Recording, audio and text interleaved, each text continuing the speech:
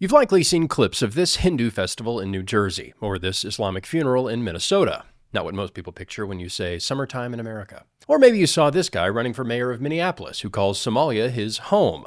Or the guy running for New York mayor making Hindi campaign ads with Bollywood references.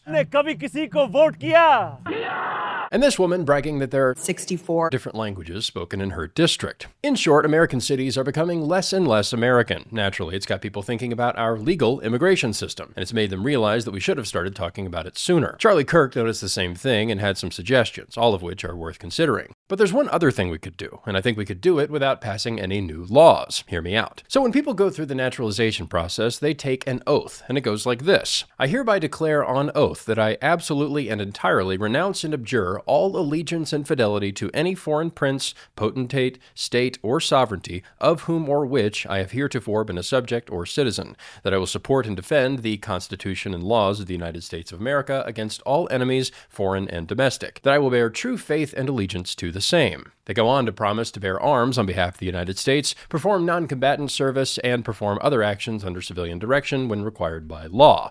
Then it ends with this, and that I take this obligation freely, without any mental reservation or purpose of evasion, so help me God. My bright idea is enforce the oath. For years, we've treated that oath as if it were meaningless, so we shouldn't be surprised that many immigrants are doing the same. That is, if they can even understand it in English, in which case to them it is meaningless. And if you think I'm making things up, even though the oath is always administered in English, lots of people bring interpreters. They can also, quote, request a modification to the oath because of a religious objection or inability or unwillingness to take an oath or recite the words under God. They can also, quote, request an oath waiver when the applicant is unable to understand or communicate the meaning of the oath with or without an accommodation. So the large print is that they have to take the oath and only in English, but the fine print is not really in English, and you can change the oath, and you don't really have to take it if you don't want to, or can't understand it. We're like a restaurant with a strict dress code on the door, but everyone knows you can just show up in flip-flops and pajama pants. A self-respecting nation doesn't just enforce its laws, but also its oaths.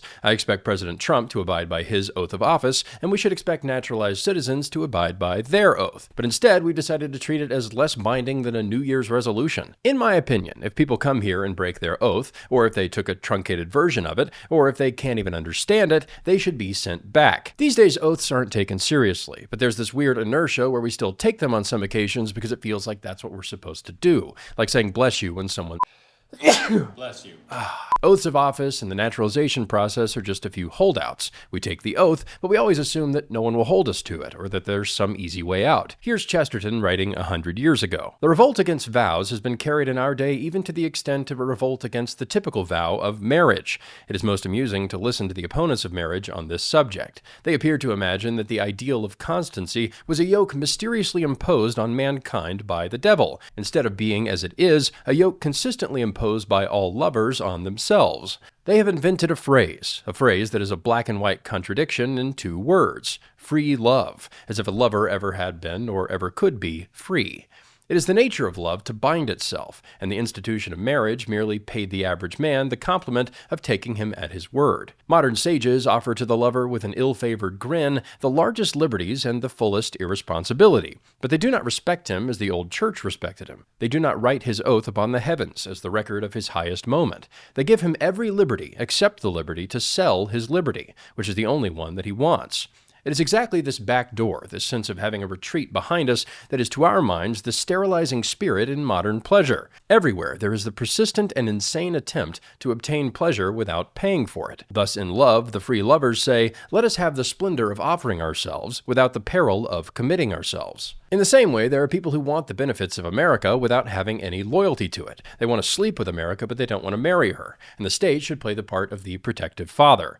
Like I said, if neither party takes the oath seriously, it's meaningless. If only one takes it seriously, that's not ideal, but at least you can do something about it. And just because many don't keep their end of the oath doesn't mean that we shouldn't keep ours. But if they didn't take the oath in the first place, we shouldn't treat them as if they did. Bottom line, the problem of illegal immigration is a subset of the larger problem of mass immigration. We all all know that the Biden administration's idea of addressing the border crisis was to make it easier for people to get in and call it legal. That attitude has been going on for way longer than Biden, and it's okay to talk about how to reverse that. I say we start by enforcing the oath. Obviously, this isn't the only thing that we should do to fix our immigration system, but it is something. I'm not sure what enforcing the oath would look like in the particulars. I'm just a guy in a bunker. But I like America, and I want the whole thing to feel American. I think that's understandable. But if it's not, bless you.